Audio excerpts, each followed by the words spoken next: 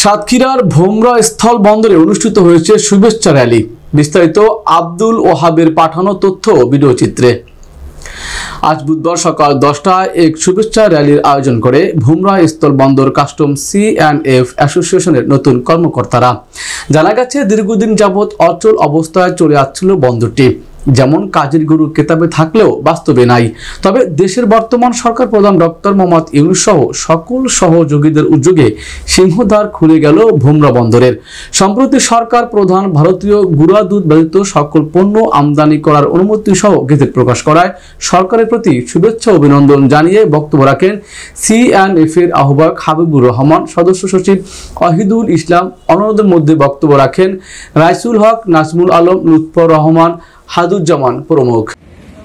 রোদ কিন্তু সবার লাগছে, অতএব যদি ধন্যবাদ শুভেচ্ছা র্যালি দিচ্ছি, আমরা আনন্দিত, আমরা উৎফুল্ল। সে কারণে যদি 2-1 ঘন্টা রোদের মধ্যে দাঁড়াতে না পারি, তাহলে আমাদের ত্যাগ কোথায়? বিসমিল্লাহির রহমানির রহিম। সর্বপ্রথম স্মরণ করছি যে ছাত্র জনতার আন্দোলনে যারা শহীদ হয়েছেন, সেই শহীদদের রুহের মাগফিরাত কামনা করছি। আজকে এই আন্দোলন করে, ছাত্র জনতার আন্দোলন করে দেশ আরেকটিবার স্বাধীন হয়েছে। সেই ছাত্র জনতার হাজার হাজার বিভিন্ন পর্যায়ের ছাত্র নেতা কর্মী যারা আহত হয়ে এখনো চিকিৎসাধীন আছেন, আমি শুভেচ্ছা শুভেচ্ছা শুভেচ্ছা জানাচ্ছি। আমরা যারা এখানে আছি, আমরা 1996 সালে এই পোর্ট প্রতিষ্ঠিত হয়েছিল, আমরা বৈষম্যর শিকার ছিলাম।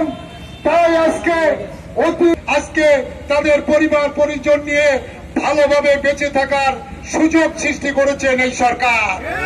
তাই আমি বলতে চাই, আমরা সবকিছুই জানি যে সকল পণ্য আমদানি রপ্তানি হলে আমাদের কি সুবিধা, এটা সাধারণ মানুষের কারোর জানতে বাদ নাই।